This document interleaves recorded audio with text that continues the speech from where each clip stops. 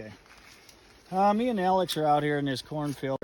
Probably about 2 weeks ago, this field got hit by a hailstorm, which obviously you could see it tore up the leaves and kind of tattered it up. But the hail itself, this corn's coming out of it just fine.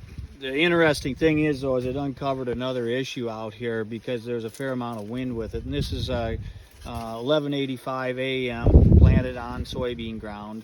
And after the hailstorm, windstorm, I saw a fair amount of lodging in this corn. So what we're out here doing is we're digging, looking at rootworm pressure here. I highly recommend everybody to go out in their fields, do digging.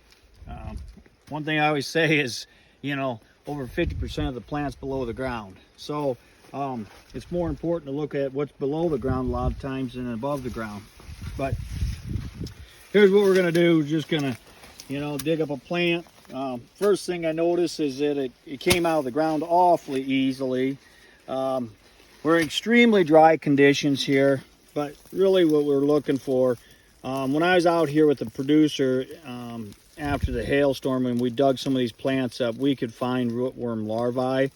And I just want to see what's the extent of the feeding that's going on out here. Alex, you want to grab those couple right behind you that we already dug?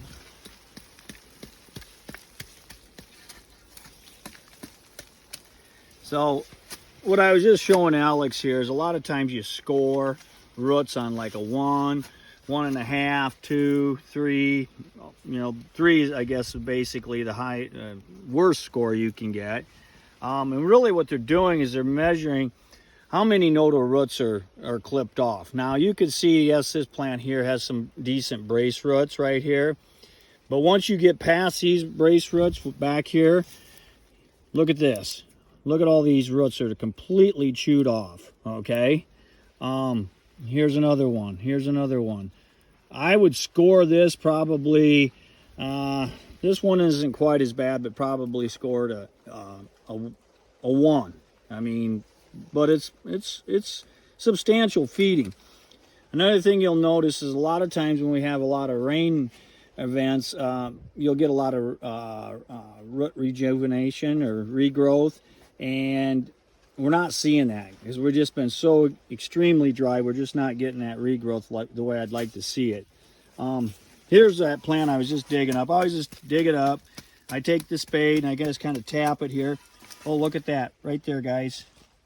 Right there. There's a beetle. That's a western right there. Okay? And he's young. Because see how soft he is? He doesn't even have a shell. Okay?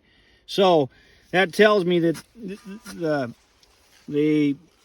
larvae, the rootworm itself, is already fed. Now they're turning into adults. They're just probably starting to emerge out of the ground as beetles. But here I'm just going to try to show you, best thing to do is just start grabbing the roots and start pulling them back. And, you can be rough with it, push her down like this. You can see this corn, and right there's the seed. There's the radical root, good planting depth. All that's good. It's not about the planting depth. It's not about sidewall compaction or any of that. So we know we got some other issues going on here. But this one's really kind of a tough bugger. But you could see some of that feeding there. I also was telling Alex, like, when you see this like bottle brushing, see that? That's not normal, okay? So that tells me that root was clipped off originally. So let's just kind of pull this back. See that? That root was completely clipped off. And you can see right where those rootworms fed on that root. And they probably cut quite a channel through there too. Let's just try to... Don't cut yourself. I've done it. But you can see the scarring from the rootworm larvae, how they cut right through there. You can see how a rootworm channeled right along here. So that ends up creating bottle brushing, which is good because we want that root to rejuvenate regrow and you know, take up moisture and nutrients. But you can also see right here, can you see that? Some of the pinholes where those rootworm larvae, look at this. They just annihilated that root. See how this root here is dead? We shouldn't be seeing any of that. You can see feeding down here, that brown. What we like to see is a nice bright root like this regrowth. And the white reason this is so nice and white is because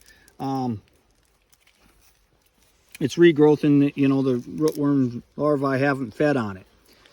So it's after the fact. There's nothing we can do about this right now. But it's not about this year. And it's actually not about next year. I mean, next year this, you know, is going to be soybeans. So it'd be rotated. But, you know, it's something that we need to consider putting rootworm corn going on the soybean ground. There are some other things we can do, is we can watch to see, you know, what the beetle pressure becomes like in here. And we could actually do a beetle bombing. I'll be real frank with you though, I haven't seen hardly any beetles except for the one we just saw there. So, you know, to come out here and beetle bomb at this point, obviously it wouldn't be of any benefit, but something we're gonna have to monitor. So that's what we're up to today.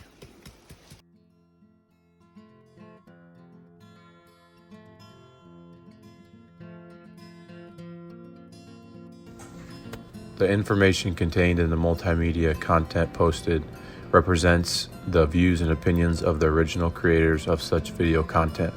The video content is made for informational purposes only.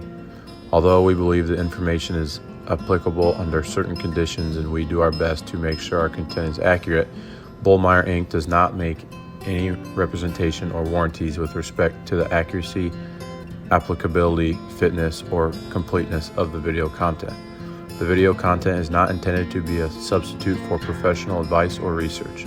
Bullmeyer Inc. and the creators of such video hereby disclaims any and all liability to any party for any direct, indirect, implied, punitive, special, incidental, or other consequential damages arising directly or indirectly from any use of the video content, which is provided as is and without warranties.